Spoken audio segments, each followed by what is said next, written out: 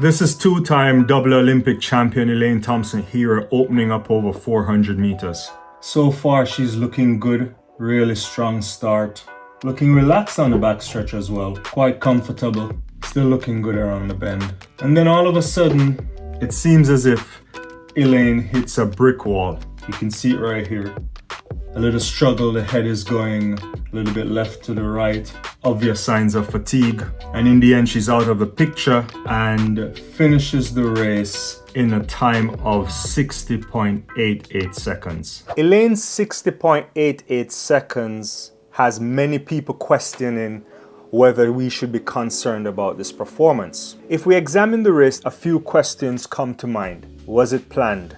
Was it part of the instructions for her to only run 300 meters, especially when you consider the competitive context in Jamaica, having no other form of 300 meters with that kind of caliber athletes running, and they wanted her to run a 300 meters. So that's one narrative that's doing the rounds. Was it a planned run? The obvious other take is that she just misjudged the race. It's possible that she didn't run to instruction and couldn't execute in order to complete the race as strong as they would have wanted her to do. We should also take into consideration that there is a strong likelihood that the training load was heavy that week and it prevented her from properly executing over 400 meters. A race like this is a signal of how the athlete is responding to a prescribed stimulus. What exactly requires a closeness to the camp that I don't have. We need to get an understanding of whether she's actually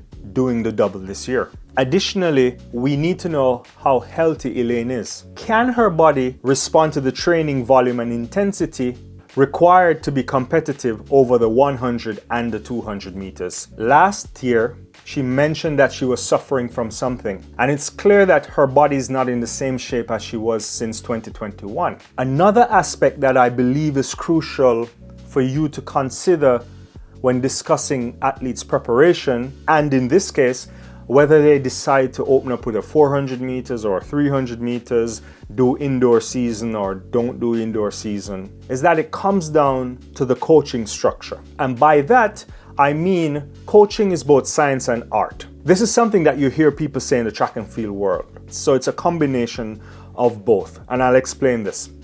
So one, coaches don't always follow scientific prescriptions in terms of the preparation of an athlete the same way it's laid out in manuals or in scientific papers on preparation. But for Elaine in particular, you have to think that her program is tailored only for her. So that combination of what they might be doing to get her ready may not necessarily be as clear-cut to people who don't have access to the plans. And what they might be doing or should be doing is tailoring a program to her specific needs and one that considers her known issues. As we start the outdoor season, the one thing that we can be confident in is that the coaching team would be working on sprint-specific endurance. This is important as it provides a marker or a progress report of her development at this stage. But again, only her coaching team would know the specifics